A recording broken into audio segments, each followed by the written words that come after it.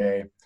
By means of introduction, I'd first like to thank NRCS for their providing funding for this work through the Conservation Collaboration Grants, or CCG, program a few years ago, and for their support throughout. And anyway, without further ado, Rob, if you're ready, I'd like to turn it over to Rob Davis and team with Houston Engineering, who did all the technical work on this tool. So take it away, Rob. Oh, and just a reminder, folks, please stay muted unless you are actually asking a question, and feel free to use the chat function or unmute and ask questions as we go. Feel definitely open to do that. So go ahead, Rob. Good morning. Thank you for the introduction. Just before I get going, I am sharing the full presentation, correct? I believe I shared the wrong screen first off. Okay, appreciate it. So just very quickly, in one of the questions that we were asked to answer quickly before we went directly into details was why the integrated ACPF and prioritized target measure application. And the main goal there is the scalability of the products, being able to go from the field scale and then working your way up in scope up to Huck 8 watershed in the case of the Middle Cedar, and including if you're interested in the lake shed and or Huck 12 or Huck 10. So acting at scale. And so what some of those outreach products might look like, how to maximize your investment dollars at the end of the day. This was part of the work product from the Middle Cedar report, but the main takeaway here is what is an informed investment? So what's the best bang for your buck? What's the estimated cost to reduce nitrogen at the city of Cedar Rapids? And then where are some of those practices with the greatest benefit? So finding that sweet spot on the landscape, both in this case for the city of Cedar Rapids, as well as potentially within a sub-basin, if there's a similar goal there as well. So at the end of the day, the goal really is to develop a cheaper, faster, more effective watershed planning product. And at the end of the day, the goal is to be able to create living documents. And so for watershed plans, which we identify sites and start whittling away at that list, if we get through them, the question then becomes, where do we go from there? And so with this data set, the goal is to have it be a living data set and be able to inform new goals as they come along. And that also is, that basically forms the backbone to what we'll be going over in this webinar series. So understanding the data set, so putting together some of those general watershed characteristics for implementation profile for general outreach, what some of that outreach that's targeted might look like, but then also how to facilitate some of that outreach at the field scale. So packets and materials that can be produced to facilitate dialogue at the end of the day to foster conservation adoption. Let's say we get the question regularly, is this something that could just be mailed out? And the best answer is most likely not. Working on a project where we're preparing 4,500 of them roughly. So printing out that may be kind of crazy, but also it doesn't foster the conversation as to how that helps meet the farm goals and then also meet watershed goals. So facilitate that conversation. So for today, just a review of today's workshop, we'll go over the workshop agenda as a whole here shortly as well. Goals, just go over introductions, review what we'll touch base on, review the products, IAPA products, and then review how to set water quality goals with that. So I'm not sure how many of you have had a chance to look at some of the data products for the Middle Cedar watershed to date, but we'll touch base on that briefly in introductions, and I'll help guide our conversation as we go forward. For the Houston Engineering team, Drew Kessler is principal and project manager. He'll be speaking, he'll be leading the third webinar. Kaya is a GIS analyst. She'll be speaking as to how to prepare some outreach materials more efficiently in webinar 4. Rachel, you hear from a little bit today, and then mainly in webinar 2 coming up Monday. So a little sales pitch. We'll come back around to that, but please come back Monday. You'll have a different voice and face leading you through that. Rachel, do you want to say a couple words as well? It's great to be here with all of you today and look forward to the discussion. And then myself and project manager for this project. I should not forget to say that Rachel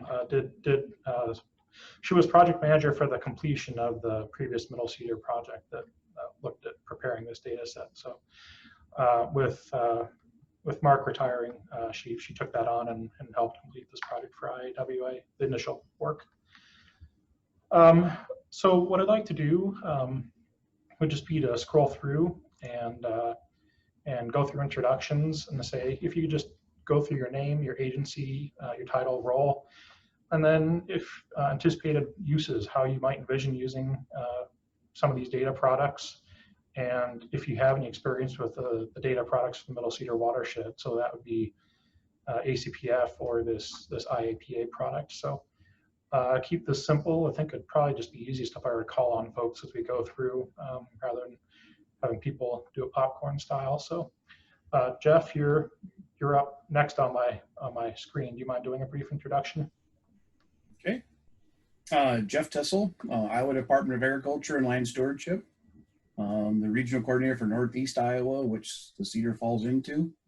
I work with assisting districts and other groups, either developing projects or administering them once they get implementation dollars.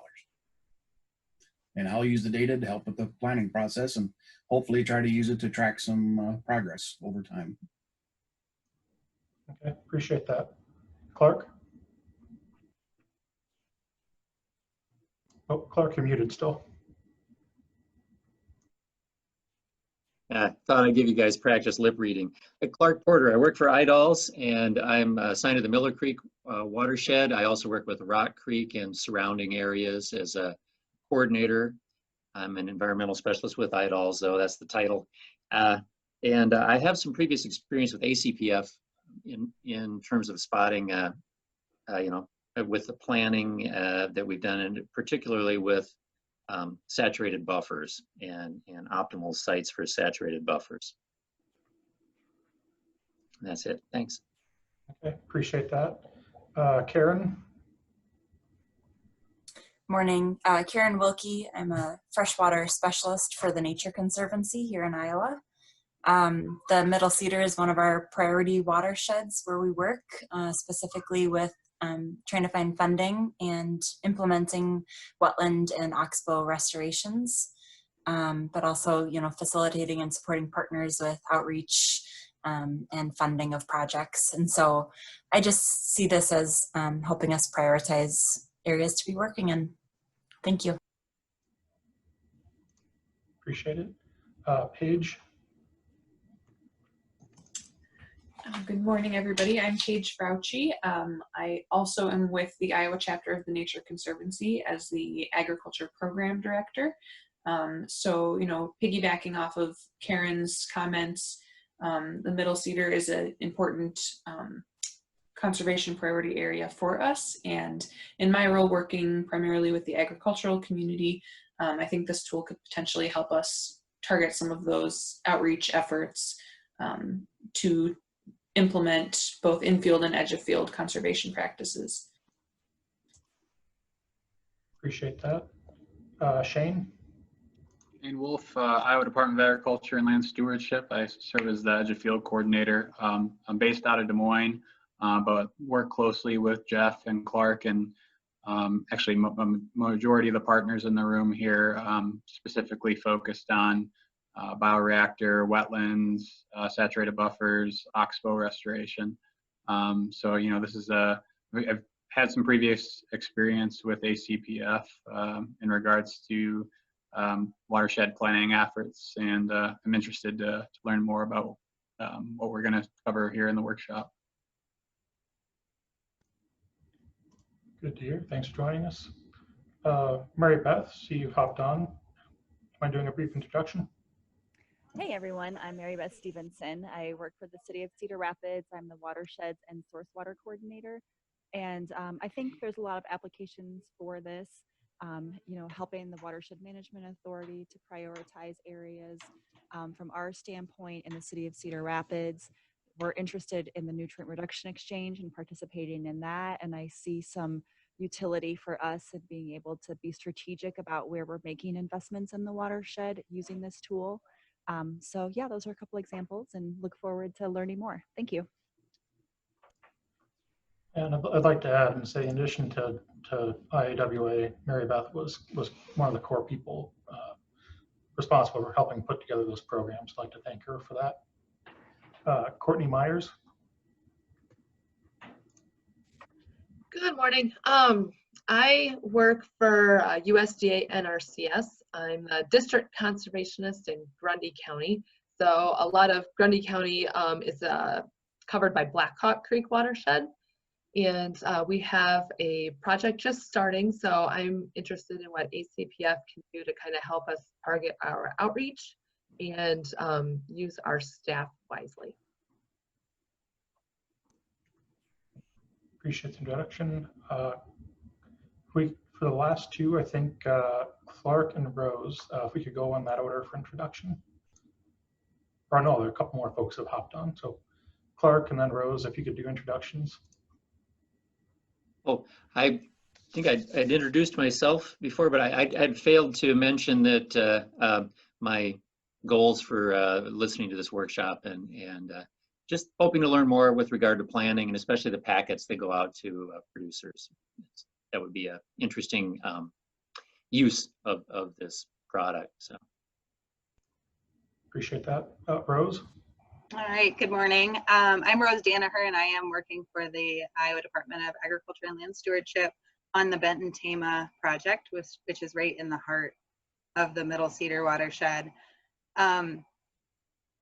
We added 4 new Huck 12s to the project this year, and 3 of those don't have a awful lot of planning that's been done on them. There's been some, but really not any in-depth work. So I'm excited to learn about the program and see how we can apply it, especially in those new watersheds.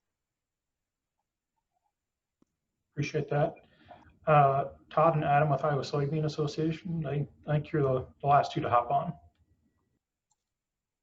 Hey everybody, Adam Keel with Iowa Soybean.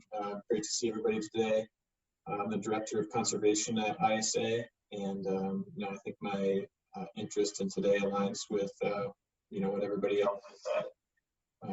Maybe with a little added interest in the financial aspects or the ROI on the locations and the work that you guys have done around that. So thanks for organizing and holding this today. Yeah, this is Todd Sutphin, also with ISA, Senior Research Program Manager. We've done 23 watershed plans since 2013, including planning in the Middle Cedar. Tools such as ACPF and these are important to us. We're continually looking to ways to advance watershed planning efforts.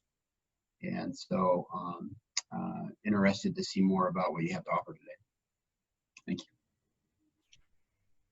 Appreciate everybody taking the time to do an introduction.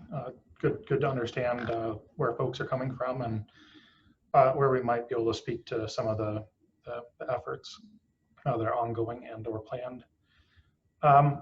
So Caitlin, I apologize and say I don't think I asked you to do an introduction yet. I don't need to do an introduction. That's okay. Okay. So for the workshop series, and sorry for today, the workshop series as a whole. Sorry, looking to focus on where IAPA was developed.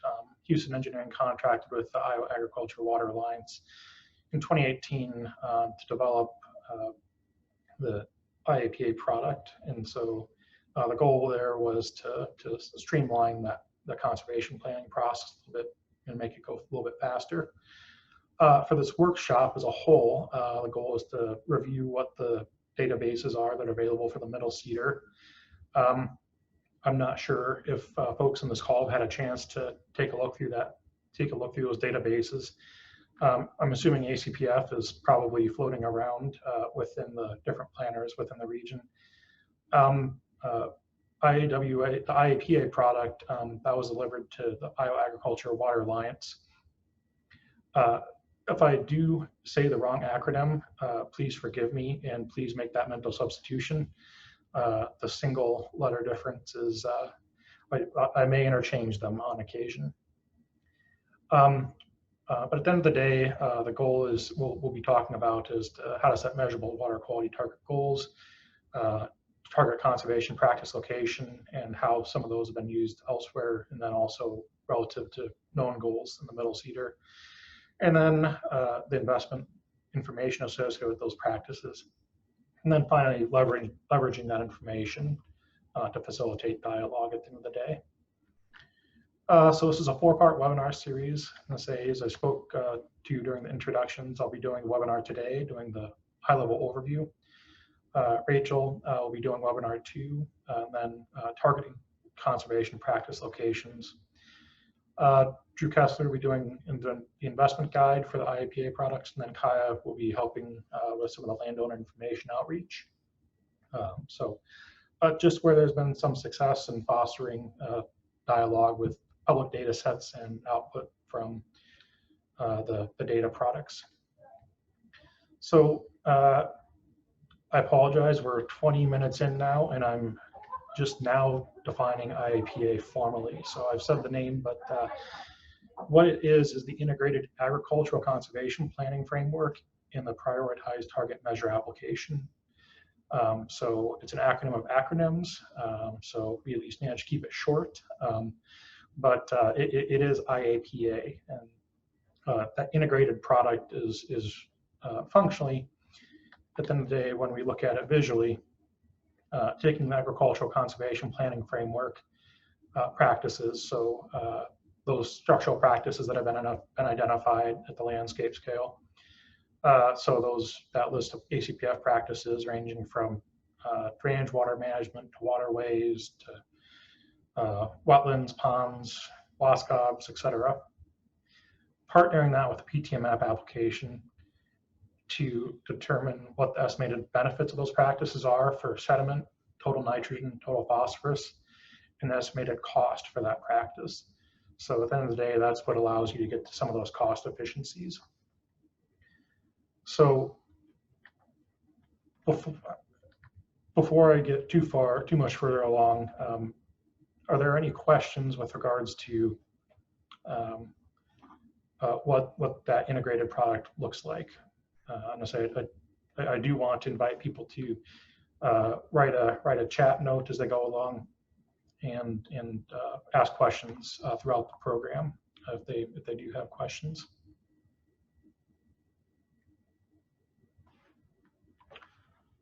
Silence is golden. Okay, onwards we go. So at the end of the day, IAPA is a spatial-based model.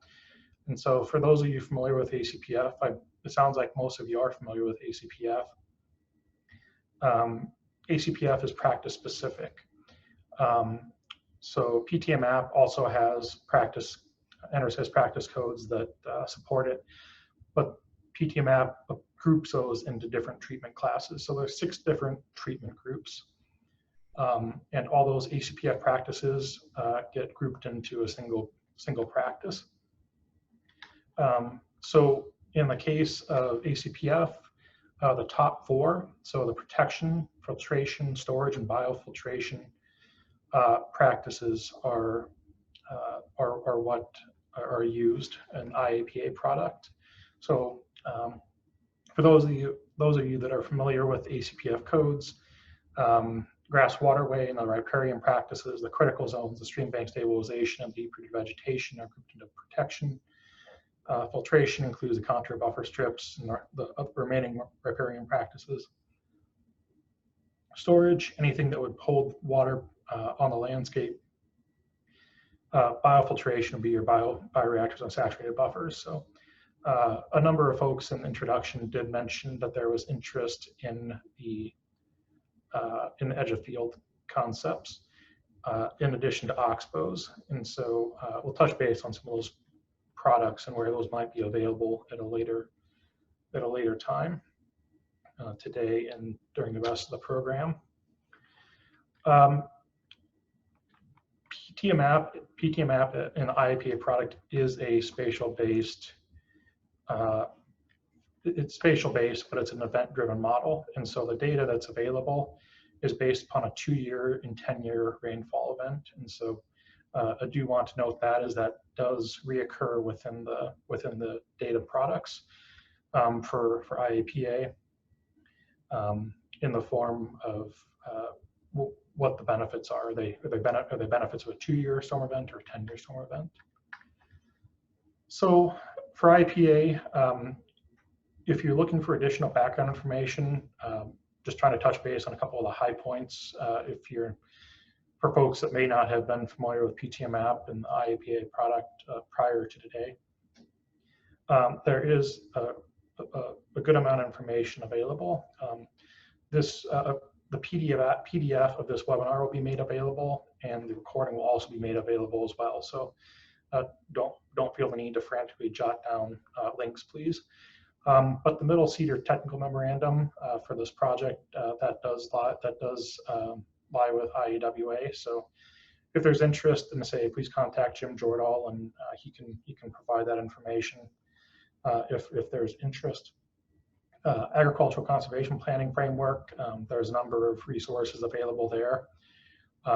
If other folks are aware of new ones or ones they prefer as well, please do let us know, but those are the current ones for developing data and general references for which we're aware. And then for PTMAP, similarly, there's a PTMAP home base, and you can look at learning more about the documentation there. When you land on the PTMAP web page, under the document tab, there's a couple of core documents that I want to ensure to direct your attention to for reference. IAPA is data rich, and we'll do our best to try to guide you to some of those core products over this webinar series. But having those references available is very helpful as you go forward. And so a couple of these critical resources include the attribute catalog and the data catalog. So just summarizing what is in those data sets, and then the attributes within those shape files and tables. Also, for building products, there is some instructional guidance there as well, in addition to the program that you're currently attending. If you scroll down, there is a memorandum on ingesting ACPF into PTMAP, and that was one of the deliverables to IAWA, Iowa Agriculture Water Alliance. And so that is available on that homepage as well. So there are some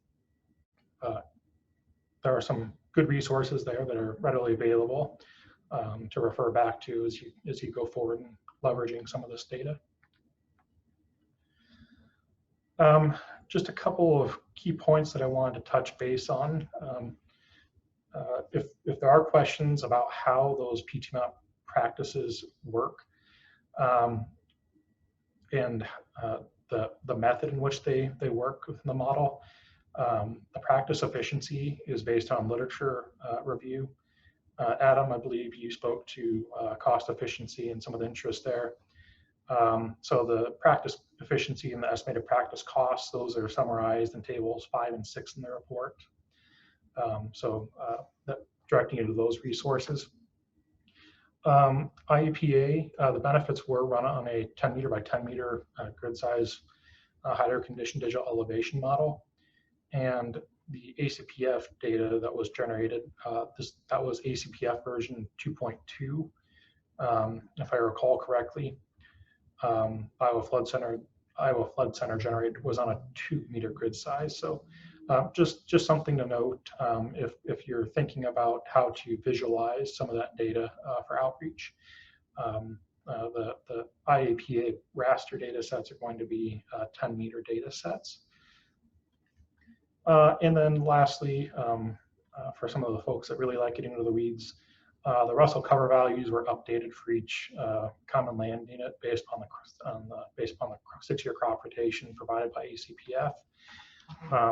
And so I'll let the report speak to that, but there's just a couple of details that do come up regularly for folks that do like to get into the technical details that I did want to make sure we spoke to just very briefly today. So for the IAPA data set, at the end of the day, it's getting into the meat and potatoes. There are 5 geodatabases in the data products, and I'll go through those quickly here. The ones that we're most interested in this case is the ACPF output, and then within the PTMAP, the processing geodatabases. The ACPF with the 6-digit string code is the input, and so that was what was received from Iowa Flood Center, then formatted for ingestion. The other PTMAP data products, the base and the planning characterize the region and have some background rasters that are then clipped to the project area that are also in the processing. So those are all provided, but the 2 geodatabases that are of interest for any outreach products are going to be that ACPF output and then the PTMAP, the processing geodatabase. So just wanted to speak to that, and we'll go through those quickly here. For the IAPA, I apologize. It's called ACPF. This is the ACPF input. On the left, the output is the IAPA final deliverable. So it's called ACPF output. It is technically the IAPA product. So I just want to be clear there with the nomenclature. A couple things to note. One of the main differences, if you look at those, there's a series of 5 tables within the IAPA output product. And those tables will go over what those mean here shortly as well. But functionally, those characterize the practice benefits. So the practice cost, the practice efficiency, and then also at various scales. So we'll go through that here shortly. Also, for folks that are interested at edge of field and riparian practices, you'll note that there's both, for the riparian functions, there's the polygon and then also a string, numerical string for each. And the reason behind that is ACPF, it's a terrain analysis tool, and so it's not looking at concentrated flow paths and flow accumulation for contribution to the stream. And so for PTMAP, what it is looking for is where there's concentrated flow and where it plays a practice to most benefit it. So ACPF, this is stiff stem grasses for an example, and the light purple and the hashed is the PTMAP product. For the same stiff stem grasses, apologize, my cursor is disappearing on occasion. The ACPF riparian attribute polygons are meant to visualize possible practices. And so when you look at the actual attribute data, it specifies a buffer width that might be feasible. And that would range from that would include both ACPF and the NRCS recommended buffer widths. And so if you're looking to visualize what that might be at the landscape scale, pulling up that coupled polygon from PTMAP might help you visualize what that feature would look like on the landscape for where there is concentrated flow, as opposed to just a riparian visualization tool that ACPF provides. And so that is just a quirk of the data products that I did want to point out for some of those folks that are interested in edge of field. And for oxbows, also you get into some practices there where you might identify some opportunities where those practices can be coupled. So within IAPA, I think I see a lot of black boxes now on the screen, but I'll say I'm guessing there's probably some eyes glossing over as well right now. There's lots of data. Don't get me wrong, and we'll hone in on the key points to focus on for these data products. Functionally, what we're going to highlight are the loads, yields, and ranks if you're looking to prioritize parts of the landscape for assessment. And then for IAPA, functionally, it's at the individual practice for the benefit. It's the edge of field, which is a micro watershed, so it does differ from ACPF, that it's not based upon a field. It's based upon flow accumulation to the edge of field, so it's that little micro watershed that we call catchment, and then resource point. So at the end of the day, most of that data lives in the set of tables. That is really what we will focus in on, and the associated shapefiles to leverage that information at the end of the day. I do want to note here, and I'll come back and remind folks of this as well as we go through. There's 10 tables highlighted here. The top 5 are for the practice benefits for PTMAP practices. When you think back to the IAPA data, there's the same 5 file names for those tables, and that's specific to the IAPA data products. So just something to bear in mind to make sure that using the table from the right geodatabase as you're going forward with some of the outreach. The lower 5 characterize the watershed, and we'll be using those today to highlight areas on the landscape for prioritizing outreach. So as a starting point,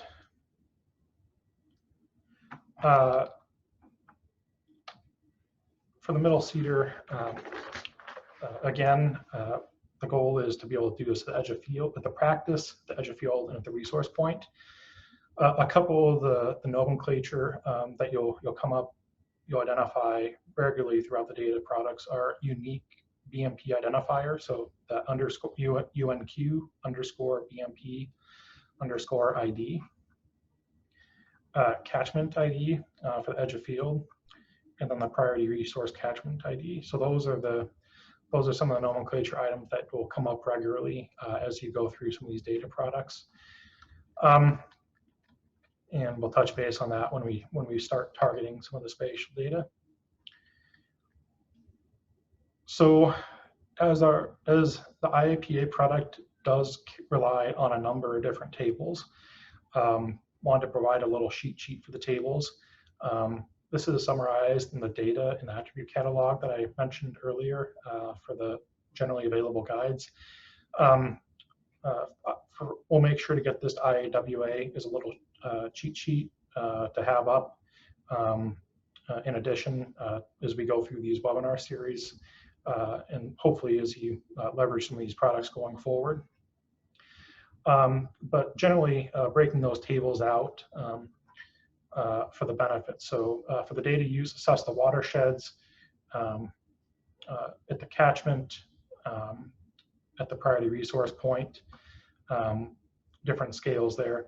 But then for the practices themselves, how some of those practices, whether or not they include all the data, are specific to data applicable to the catchment, so that edge of field, and or whether or not they're characterized at priority resource points, so such as table BA load reduction. So we'll touch base on these examples as we go through, but it is important to make sure that you snag the right table as you go through. And if you have questions, please do interrupt as we go through some of the examples throughout the webinar series. So for today, at the end of the day, want to make sure we touch base on setting a target, realistic expectations, what is a desired project outcome, and how to identify those practices, and then getting the benefit scale, edge of field of the resource point. So ultimately, a lot of those decisions are up to the planners, but we'll speak to some of the reasons as to why those might be evaluated differently as far as which is selected.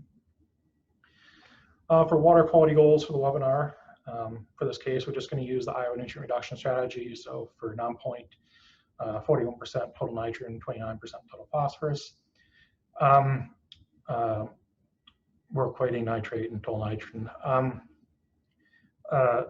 Hopefully, Middle Cedar has not gotten into any issues like North Raccoon did in the last couple of weeks with regards to some of their water quality goals with the TMDL versus the Iowa nutrient reduction strategy. So, leading off with, I believe that a couple of folks have seen some of this data, but not everyone. And so a lot of this is going to be screenshot based. We'll delve into ArcMap as time permits within the program. But with this being live, we want to, in a tight timeline, we wanted to make sure that we did touch base and we're able to review this information with folks. So for IAPA, one of the core things to note is the scale. So if you think back to a couple of intro slides that show the Middle Cedar as a whole, and there's a resource point down towards the water intake for the city of Cedar Rapids, where those shallow wells are, for of course critical for source water. There's north of 100 priority resource points within the Middle Cedar watershed that were identified. And what a priority resource point is a location that is important to users at the end of the day. So that would include anything from a Huck 12 watershed, a Huck 10 watershed, to an impaired stream. There is also a hydrologic analysis completed as part of the IAWA work, and so there's some locations that are important for flooding as well within here. And so if you open up the priority resource point table, if we just go through the data, eyes will gloss over, but if you select a resource point of interest, the main thing to note there is snagging that unique identifier. So that P underscore resource RES underscore catch underscore ID. Each has unique ID that transfers and is maintained through those priority resource catchments. And so what that looks like, so you have a priority resource point. So this is the shape, these are both, shape file. And then you have the associated table. There's also priority resource catchments. And so if we go back here, there's an associated catchment for each priority resource point. And you have the unique nomenclature P underscore RES underscore catchment. And so that unique identifier is maintained throughout that. In addition, there is a table that includes information based upon the initial ingestion analysis. For those that do a good amount of modeling, there can be some differences in the USGS watersheds and where water actually flows. And so that could be of interest to note the shape area. Again, the units here are meters and meters squared for linear and polygon features. But with a quick unit conversion, you can do those analysis. So in the case of for this webinar series, we'll be speaking towards headwaters of Prairie Creek and Prairie Creek in the village of Van Horn. And so those are priority resource points 60 and 61. I apologize that font might be a little bit small for some folks. Again, a reminder that this presentation will go out as a PDF as well for reference. And so that is our area of interest. But then also, what are the water quality goals, and then where will those practices be evaluated? So for those of you that are familiar with Esri products, this may be this is likely known. Make sure that you do create a new file geodata database for your work products up front, and please do so to avoid having to truncate file names. And so if you're selecting a subset of data from a table, you will end up with an abridged file name that may be challenging to work with and identify down the road. And so for setting the water quality goals, again, within the priority resource catchment, just selecting those for visualization purposes. But then exporting those to that new geodatabase. For the areas of interest, sorry, I spoke to that. Within those new shape files, I'm going to say,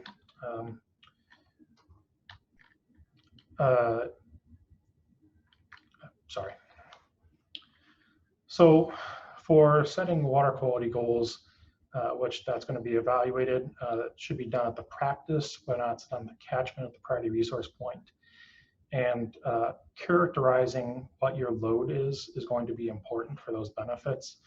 And so when you're doing practice evaluation, this is not prioritizing areas in the landscape, but when you're identifying conservation practices from that IAPA data set, so is it a grass waterway or a wetland, a wasca, whatever it might be, are you looking at the benefits from the practice, at the catchment, that edge of field, from that little micro watershed, or at a priority resource point?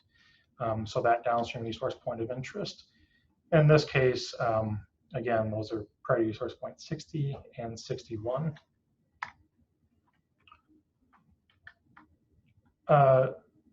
It is important to note, for a lot of the benefits, it's worthwhile doing the assessment at the practice.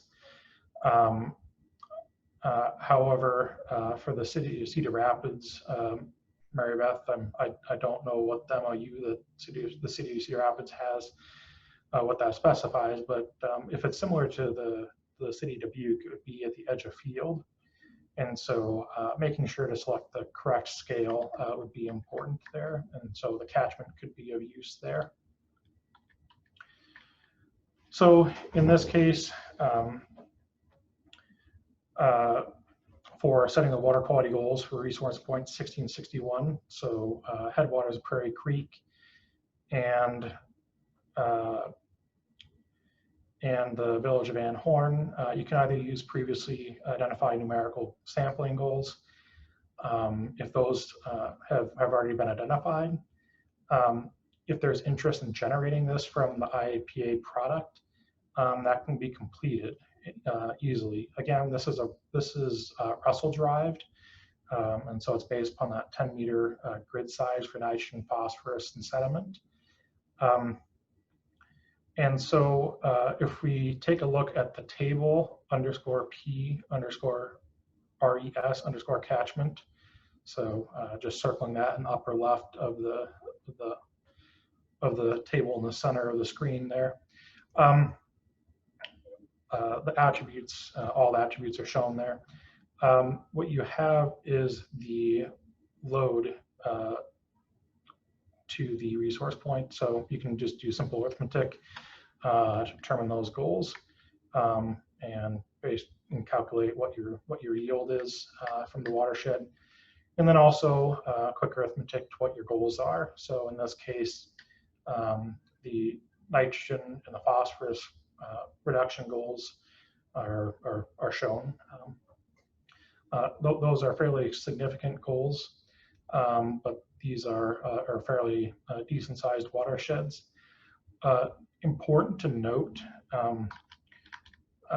when we look at these watersheds, headwaters of Prairie Creek is this upper basin. Prairie Creek, Village Van Horn is the entire upstream area. And so if you are looking at doing a subset, it may be necessary to exclude part of that upstream basin if you're not interested in that entire catchment. And that can be done by a simple query to exclude those practices within that priority resource point 60. So I do want to make sure to note that to hopefully nip that in the bud. It's easy to just click go and forget to exclude data potentially. So before I go into visualizing some of the hotspots in the landscape, I've been talking for a little while. I want to ask if folks have any questions about the IAPA products at this point in time before we really start getting into using any of those products.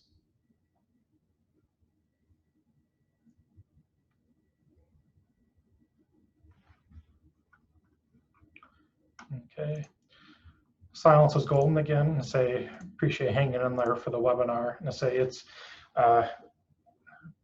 we all know what's interesting with living within your screens and your headset. So wanted to make sure to provide people the opportunity to chime in there. So identifying hotspot in the landscape, again, that can be done by load or the yield. The total amount, so for sediment, that would be in tons. For phosphorus and total phosphorus and total nitrogen, that would be in pounds. And then also the yield to have that scaled. And the quickest and easiest way to, you can do that a couple different ways. Touch base on those two ways quickly. You can join catchments to the table _P _RES _catchment _route. I apologize, some of the names are not good for simple conversation. Again, the table for reference will be going out to facilitate that conversation. But those would be joined by that unique catchment ID. And so similar to the priority resource points, thinking back, there is that unique catchment ID that allows for analysis, and then also that unique BMP identifier. So depending upon the scale and the work product for what you're looking to select, that would be important to note. And so this was already completed, previously selected within the table P resource catchment route, which indicates table is of course a table. Priority resource would be the benefits of the priority resource point, and then the catchment would be the benefits of that catchment. And then the routing is the loading information.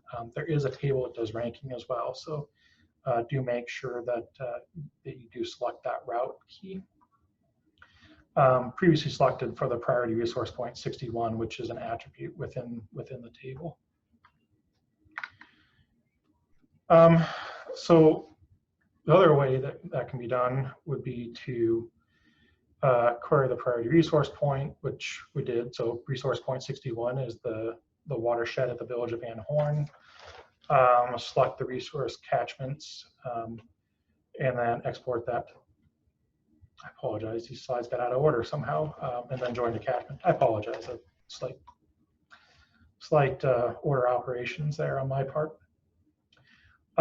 So these slides should have been inverted. So this would show the order of operations. So identify that priority resource catchment ID 61. I apologize, I had 60 selected when I did the screenshot. And then you would go back and join those catchments as shown above. And so what that looks like, and this is just showing sediment here. Again, we'll touch base on nitrogen and phosphorus as well for other examples. But this would just be looking to show the sediment loss at the edge of the field. So these little micro watersheds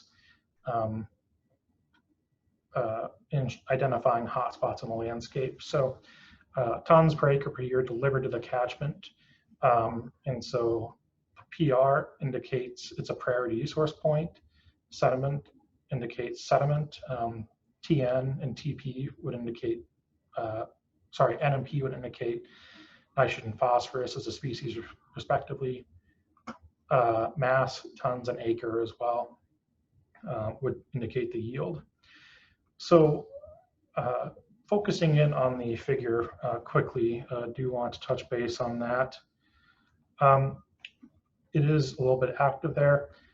For those of you that are familiar with ACPF, in the light purple, those are the common land units.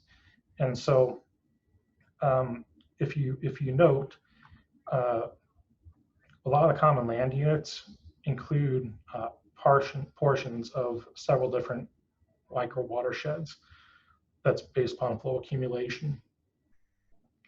And so ACPF does do a total field runoff risk that I know several folks like to use.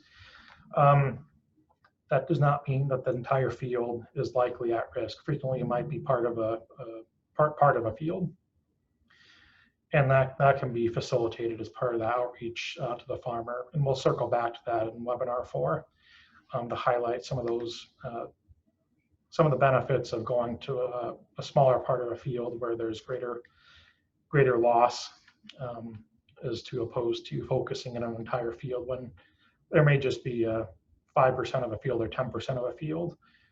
And frequently that aligns with an area that might not be cost efficient for farming operations anyhow. So I wanted to share this quickly just to speak towards leveraging the full ACPF and the PTMAP databases and making sure that we're pulling from the right products. So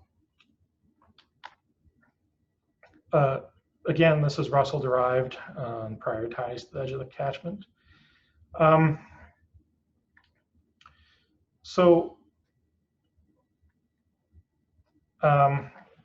Focusing in on targeting those practices at the edge of the field. In this case, again, we're just selecting that out visually for the top third of the total nitrogen sediment loss. Switching gears from sediment to nitrogen, and then focusing in on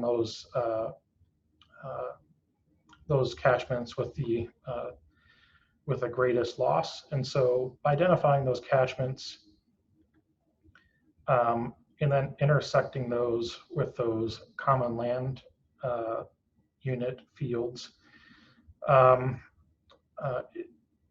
Those specific fields can be prioritized for outreach as well, potentially, depending upon the final data use. So,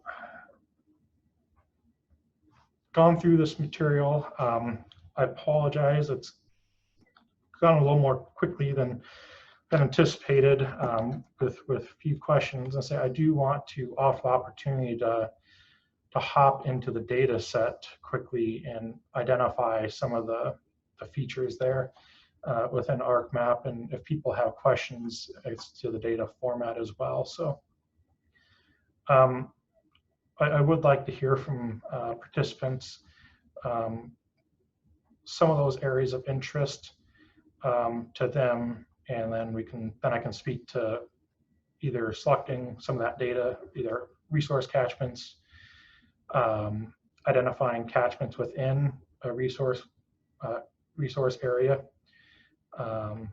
and just the general data format. And to say, I apologize, introduction, of course, goes very quickly. Delving into the data products and webinars 2 and 3 will be a bit more targeted and not a high-level overview of the entire data set.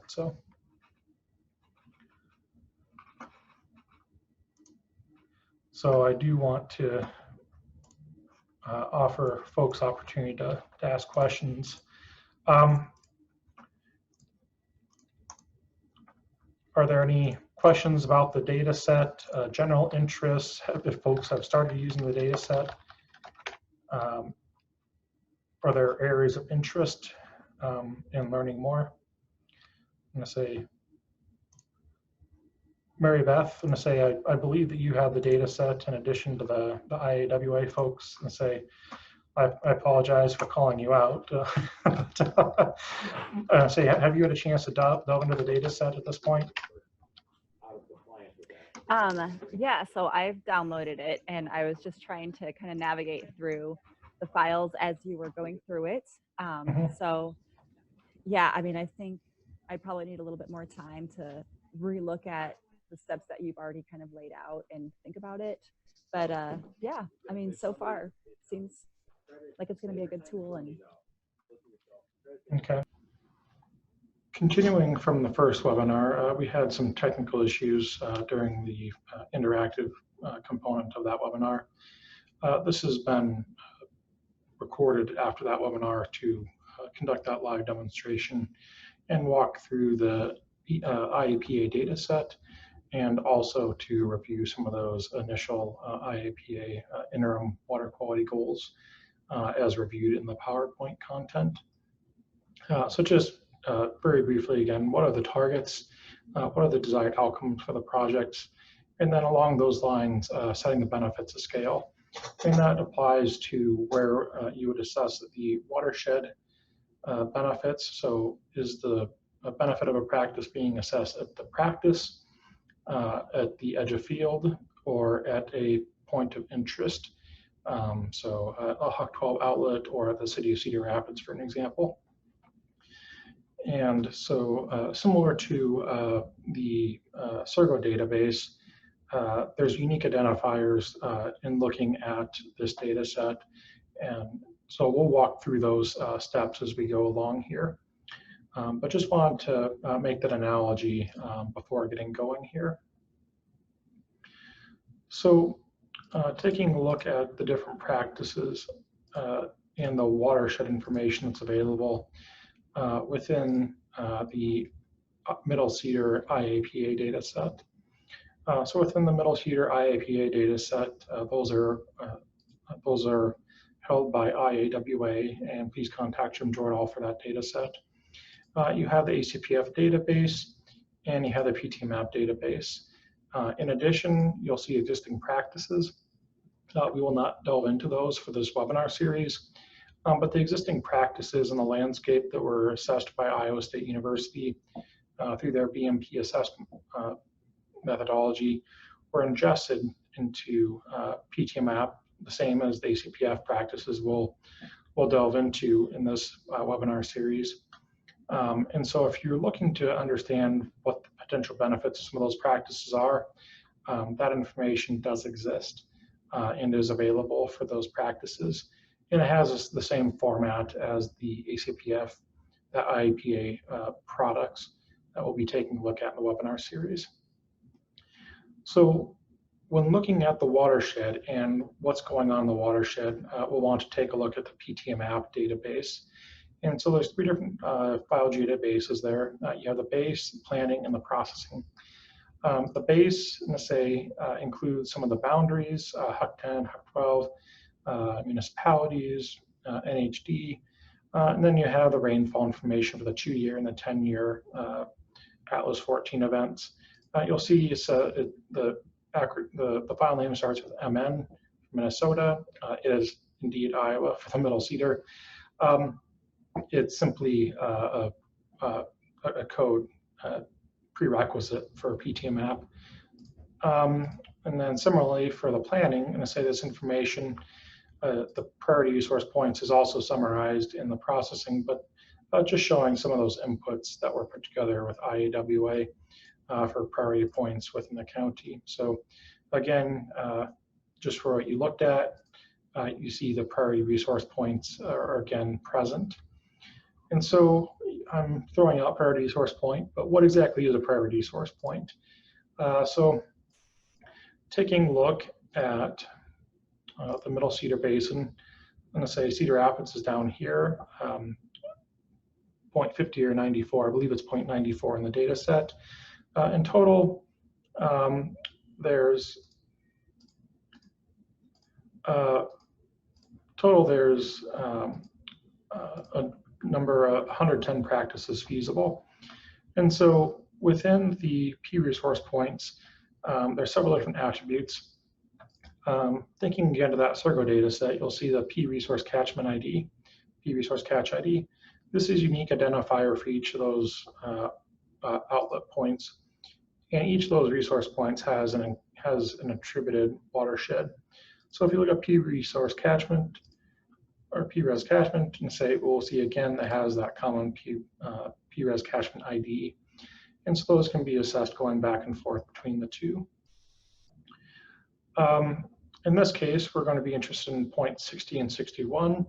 IAWA helped us hone in on that, and with feedback from the city of Cedar Rapids. So those are the headwaters of Prairie Creek and the village of Van Horn watersheds. So when we scroll down and take a look at the Prairie resource points catchments here, I'm going to say we'll see 0.60 and we'll see 0.61. So again, thinking those Russian nesting dolls, each downstream point includes the point upstream as well. And so say if you're looking at just the village of Van Horn, so if you're just interested in that Huck 12, you'd want to look at priority resource point 61, P-res catchment ID 61, and then omit practices within priority resource point 60. And so we'll walk through those activities as we go through the webinar series. So when we think about water quality, the question then of course is, okay, so we have our areas of interest. I'm going to say, for the point of simplicity, point 60 and 61 have already extracted those. And those are as shown here. So just honing into point 60 and 61.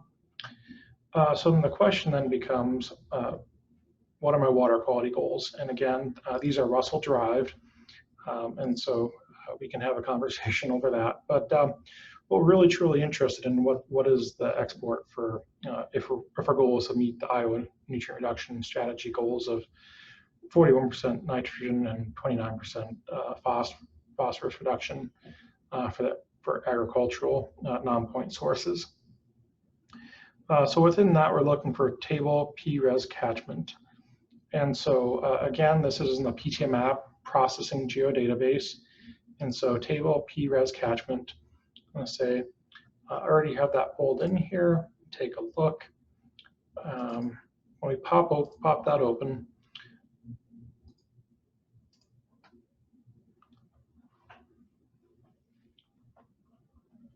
sorry, table RP, P-res catchment. I always select the wrong one first time. So taking a look at that, again, you'll see that there's 110 features in here, and those align with each of those unique priority resource catchment IDs, so P-res catch ID. So within this, let's say you have the area in square meters, the cell count, which reflects that 2 meter grid size for the HDEM, conveniently converted to acres. You have the minimum travel time, if that's of interest, that is in hours. So that could be potentially of interest if you're interested in hydrology and how your area could impact downstream resource. And then you have sediment, total nitrogen sum. And so that is the Russell-derived export. So again, that would not be just what's mobilized within the watershed, but what's exported, so there can be retention. The sediment is in tons, the units, and then TN and TP are in pounds respectively. So let's say if we just scroll down to resource P-res catchment ID 1661, let's say we take 41% of the load for total nitrogen, 29% for total phosphorus to set our water quality goal. And that arithmetic was done in the presentation, but just showing where that information came from quickly. So the next question then is, what are the hotspots in the landscape?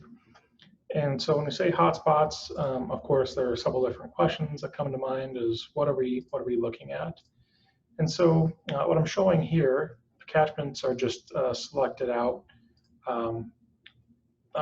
within the area of interest.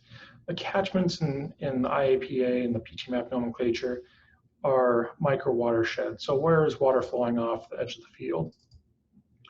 So if we take a look at the entire Middle Cedar Basin, sorry, I already have that joined up. Take that join off, and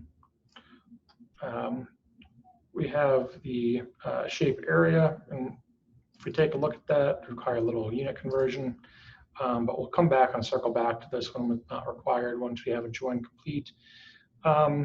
Mean is 193,000 square meters. And say for those of you better at doing that unit conversion on the fly, I'll leave that to you. So again, the catchments reflect the entire watershed. And in this case, we're looking at just the area around Village of Van Horn in that upstream area. And so when we look at the catchment shapefile and say we don't have all that information is needed, again, similar to Sergo, and say we do have that unique identifier. And for those micro watersheds, that's catch ID. And so in this case, what we're going to be looking for is table PRES catchment route. And so I'm going to say if we flip back to our quick cheat sheet table, table PRES catchment route is the routing table to the priority resource point boundaries for sediment, total nitrogen, total phosphorus. And so what we're looking at then is visually, we have all the catchments. What is the benefit at that priority resource point 61? I say that alternatively could be completed at that catchment. I'm going to say that would be table PRES catchment if you did not want to look at what the benefits were at the catchment outlet. The result, for the agricultural landscape, and especially on the smaller end catchments, there's little difference. As you increase in scale, the difference from the headwaters to the outlet of the Middle Cedar will of course differ a bit more. So for that table P-resource catch route, table P-res catchment route, sorry, that of course lives in the PTMAP processing geodatabase again.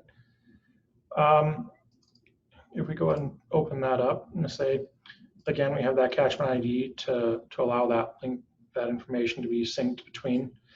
But more importantly, you'll notice it has that PRES catch ID. So that is the area of interest in this point 61. So I'm going to say quick select by attributes. I'm going to say P-resource catchment, set that to 61. I'm going to say, I won't do this now to prevent VM from freezing up or just taking a while. I've already completed that. When you save that, I would highly recommend giving a unique name. And so you'll note that the table PRES catchment route is the same, but then tagged on the point 61. That way we make sure that we're clear as to where the benefits are being assessed. And so you'll see that there's 465 catchments within the area of interest upstream of the Village of Van Horn. So from that, I'm going to say this can be a standalone data set, or if you're looking at just the catchments, you can of course join that to the catchment, and again by that catch ID. In this case, we're looking at resource point 61, and we'll only keep matching records. So hop over to catchments and say, we went from 32,000 roughly for the entire Middle Cedar, and now we're just going to display the 465 that are within the catchment. Alternatively, if you're looking at generating just the catchment without any of the other information, you can of course just do a selection by location and select by your extracted area of interest. So in that case, it would be priority source point 61, and save those catchments as a standalone catchment 0.61. If you're looking at just the polygon outline without the information that's maintained within the tables. So taking a look at just the catchments within priority use source 0.61. Again, I already did that save as just for reference. Close out a couple of these previous tables quickly. For catchment PR61, we have those 465 catchments that are depicted. And when we take a look at this, I'll say it's easier, I find, to just take a look at the drop-down menu. You have the standard information. You have the catchment acre size. So take a look at that quickly here again. Again, that is ballpark 40. In this sub-watershed, it's a little larger than 40. And it's just a function of the terrain for that specific sub-watershed. But then what you're going to note is you're going to see C underscore, and then in this case SUD, TN, TP, mass for tons, pounds, and pounds for TN, TP respectively.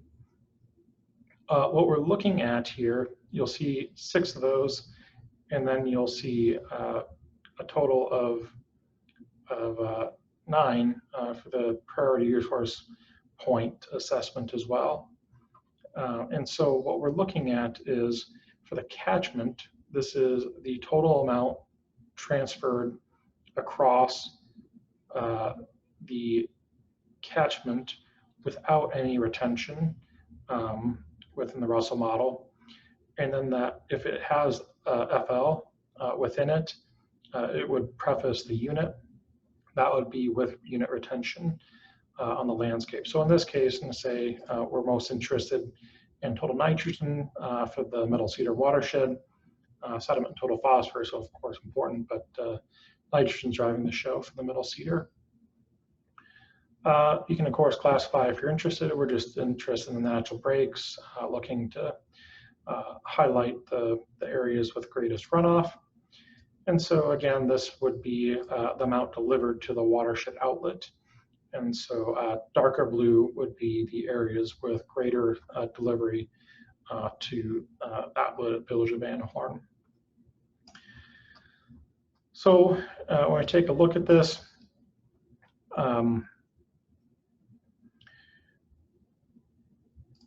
there's a good amount of information that can be used here and compared to other practices.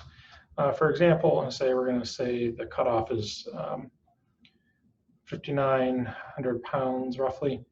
And so the question then might become, okay, so I have micro watersheds on the landscape, but those may not reflect my fields or my farming units.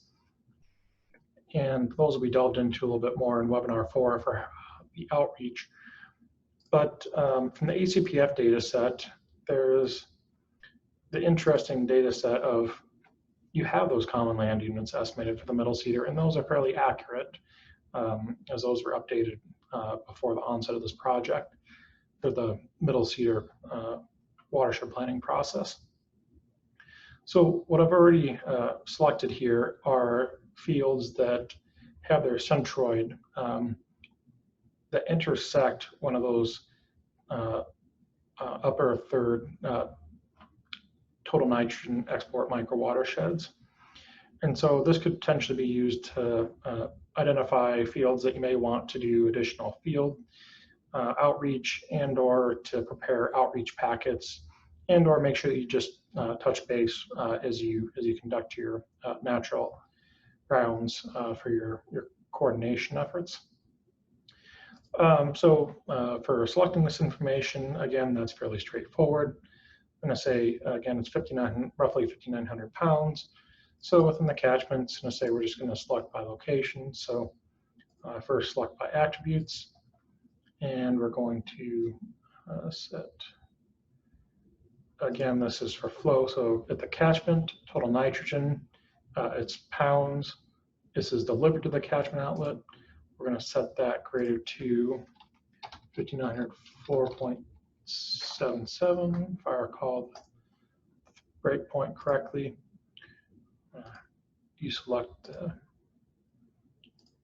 the field the common land units from ACPF, the field boundaries there quickly. And so you'll see we have selected the top third for the export. And let's say then we're just going to go selection by location. And again, let's say we're looking at field boundaries, and we're looking for priority resource point 61, and those catchments are the interest. We want those selected features for the upper third that we just selected with that 5,900 pound cutoff roughly. And to say, and again, they're centered in the watershed. And so I'm gonna say that's a little more restrictive. If you want to be more general, you could of course just do a general intersection. That would catch everything that intersects it.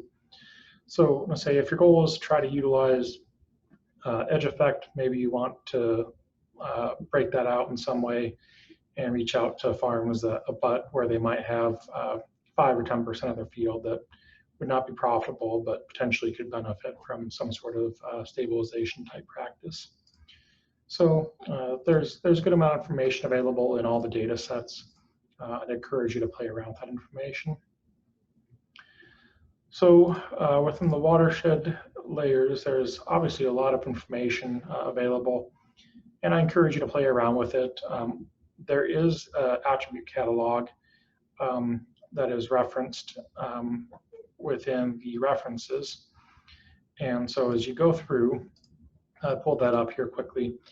This is on the PTMAP web page under theory and documentation. It's attribute catalog, and it walks you through. So priority source points, what's in there, similarly for the catchments, and then all the way through. That way, if you have a question, what is said mass, what is said mass tons, how does that differ between the sediment load across the catchment versus delivered to the catchment? Again, that FL would be that differentiator there. If you forget, let's say this document does exist and summarizes each output product. So that is always a good reference to refer back to as you go through and do your analyses. Finally, for the practices, just touch base on those very briefly today, and I say we'll really truly delve into those in the second webinar. There is a lot of information available within the ACPF output file. Again, those are broken out by individual ACPF input practice. And so I'm going to say whatever practices were input are going to come out as an individual shape file. Do note for grass waterway, there's a line shape file. ACPF utilizes a line file. IAPA, that converts to a polygon. That way you can join all of the polygon shape files into a single data set to do some of your queries. And then also you have the riparian attribute polygons. So those are summarized as riparian functions. You'll note that there's 2 for each of those. It's easiest to hop in and show those visually. So when we hop in and take a look at this, the purple are the ACPF output that you would see that reflect the 90-meter boundary from the stream center line as a visualization tool. If you're familiar with the ACPF data set, it does include in the attribute information the recommended ACPF and the NRCS buffer width numerically, but it doesn't, you don't have a means of visualizing that on the landscape. The way the ingestion product works is it looks for where is flow accumulation within the PTMAP tools or within the PTMAP conservation practices that are identified. And so visually, say you're looking at a flow accumulation where you have that concentrated flow. So for riparian attribute polygon here, what you're looking at is a feature that would extend upwards and well away from that riparian attribute polygon that would likely best reflect that actual practice on the ground.